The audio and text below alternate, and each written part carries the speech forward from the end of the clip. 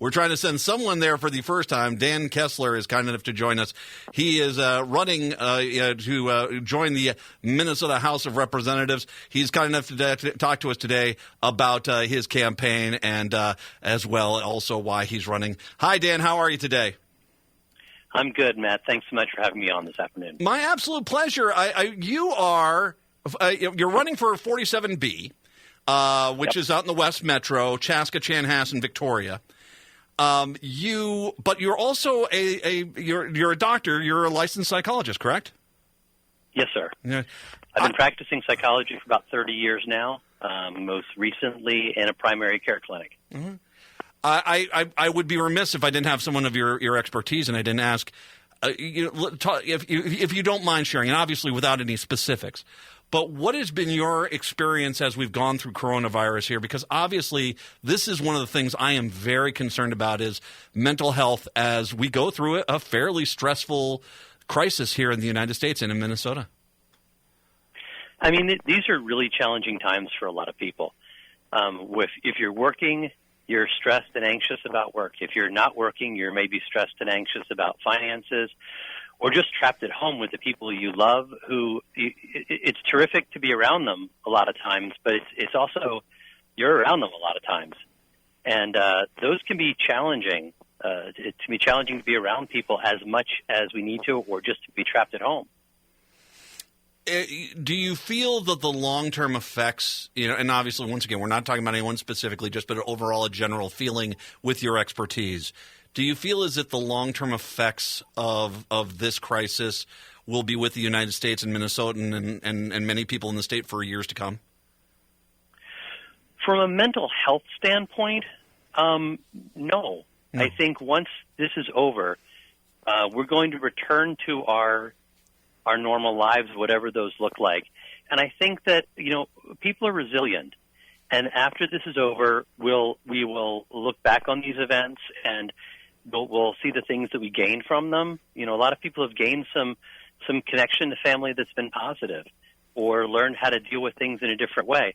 There will be some people who will really struggle for a long time to come. I know that we're going to be seeing some people who have post-traumatic stress disorder related to fear and anxiety on an ongoing basis. And so some people will struggle for a long time. Others will come out of this and do quite well, and we just won't know for some time to come. Now, that's from a mental health standpoint. Talking about economics and finances and environmental issues and healthcare issues and all sorts of other things, that may be a different story. Well, and that's why, getting you obviously your expertise, I think, would be very useful in the Minnesota House. So let's turn it back. And by the way, once we get a vaccine for this, I think a lot of people will breathe a lot easier at that point for sure. Mm-hmm. But let's get back to your House campaign here, 47B. What prompted you? What made you say one day, you know what? I'm obviously a seasoned, respected psychologist, but you know what? I'm going to run for the Minnesota House. Well, what I've been seeing, people come into my office, and so often, as a psychologist, the big thing I'm trying to work with people on is what can you do to impact your world and make your world, your life, your situation better. And I really do work a lot with folks on how can they strengthen themselves to make the change that's necessary, okay? But so often folks were coming into my office with things that weren't issues. They had a job, they had a good job, but their health care was so expensive that they couldn't afford their medication. They had a good job, but their deductible was so high that they had to cancel all of their therapy appointments and their doctor appointments for January and February until something terrible happened and they met a deductible and, okay, now I can get health care. And there are just so many other issues that are systemic in nature. And those are the kinds of issues where those need to be addressed at the state level, at a legislative level rather than just as an individual one-on-one basis. And that's really what pushed me to do this, along with the national and local political climate. You are, I believe, this is your Senator Jensen's district. It's one half of that. It's hard to see that senator who's supposedly a doctor talk about basically make up, lies and, spread false information about coronavirus in this day and age to the most fringe right-wing news media. I know the district you're representing. This isn't Idaho. This isn't the compound up in Montana. I can't believe this appealing to the fringe far right is something that's going over well in your district. I really hope not. My part of the district, Chaska, Chanhassen, Victoria, is a very purple area. The 2018 election was less than half a percentage point, 117 vote difference between the Democrat and the Republican running in this district. So this is not a far-right district. Mm-hmm. And I myself have been very surprised by the statements that Dr. Jensen has been making. Doctors, psychologists, medical professionals, we want to look at the evidence and we want to look at data. And we want to make our recommendations and our determinations for our patients and hopefully for our constituents based on what the research says and what the data says.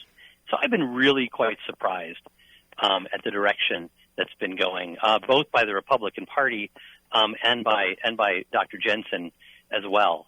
It just doesn't fit the data. The district, as you said, is very purple. And it's a district that is, if this city grows, the metro area grows, it's picking up more population. Like wildly, I've been done more hikes in your community where you can go hiking. As a matter of fact, I was over at the Arboretum on Friday in the car, did not get out. I was a good boy. I was in the car looking at the beautiful trees out there. There is so much to like about this district because the parks, the community, it's cute. And I think that's the best way to say it. It's a cute part of town to live in that has relatively easy access to the entire metro area. I tell everyone that Chaska is a half an hour from pretty much every part of the metro area. We're a half an hour or less away. St. Paul, Minneapolis, Plymouth, whatever. The airport, we're 20 to 30 minutes away from everything. It's pretty close by, but it's a terrific place to live. Mm. You're absolutely right. The trails here, the parks here, they're building a brand new single track mountain biking trail on a spot of land right between Highway 212 and Pioneer Trail in this unused area. It's really terrific, and our local community is really coming together to build that all volunteer. Really, that's the kind of thing that I love about this community. When you talk about this, let's talk about some of the other areas you'd like to address if you get to St. Paul. Once again, our Democrat of the day running for the seat 47B is Dan Kessler. What are some of the other issues there that are of importance to 47B that you want to champion in St. Paul?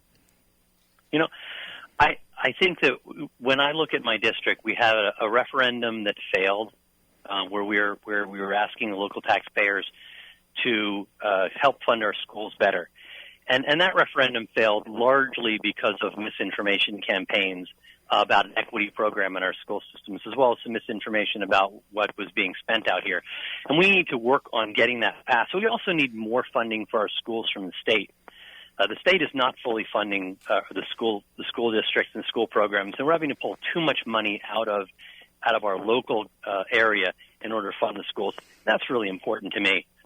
But also, if I could go on a little bit, as a psychologist, when I see legislation passed that is anti-science, or when I see science-based legislation, evidence-based legislation being rejected, like the conversion therapy ban that has been proposed at the State House this year and in previous years, and it passes in the democratically held House, goes over to the Republican-held Senate, and despite really clear science on this, gets rejected and never heard. And these kinds of things really need to change, and they need to change by having stronger Democratic majority in the House, and by building and flipping the Senate so we have a Democratic majority there, and we can get some of these things passed.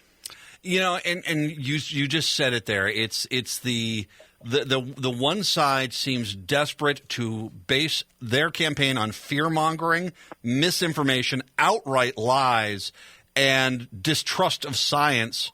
And the reality is there's a lot of people that, because they want a narrative to be true, will go along with that, even though these decisions, and we're seeing this in the age of coronavirus, these decisions are detrimental to their health and their well-being of their health, their family's health. And, it's scary. You talk about the education. I can't agree with you more. It's, the way we can have a discussion all day long about how we fund these schools, that the mandates that are put upon school districts, whether that's a rural small town school, the inner city schools, or the suburban schools, that the mandates are outrageous, and you can't just put that on a school district and hope they can figure out how to afford it without having to go hat in hand to the taxpayers all the time. But until we get that fixed, we need to have, you can't have these information campaigns basically make your school systems worse. Yeah, and that's precisely what happened. Mm-hmm. This misinformation campaign, they came out, and they went as far as to publish ads in our local newspaper and letters to the editor in our local newspaper, accusing our local school system of having an anti-white and anti-Christian agenda in their programming, and that sort of fear-mongering absolutely has to be responded to, and has to be responded to strongly by coming out and saying, this is just not true. I get that. As a veteran, as a Catholic, as a big white guy, I can't tell you how many times I get accused. You hate Christians. I said I do it because I'm a Catholic. I mean that's a kind of interesting thing to say. But if you can't win the debate, what do? They go to attack, and there you're on the right side of things because they're coming after you not on the merits of what you're trying to do, but on the fear mongering that they're trying to stoke.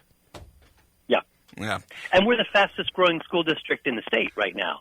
I mean, this area is changing, and it is the fastest growing school district in the state. And somehow the idea is that we were going to be able to keep our schools going without increasing funding for them, and that just doesn't. The math doesn't work out. You can't teach more students and have more capacity without adding some financial support for the schools. Absolutely. Your campaign, obviously, one of the things that we've discovered with this new age that we're living in is, and once again, this is Dan Kessler, District 47B. We're talking just out on the west side here, Chaska, Chanhassen, Victoria, that area. So very easy to get to in the metro area. A seat the Democrats almost picked up in 2018, could pick up again here and put into the Democratic column in 2020.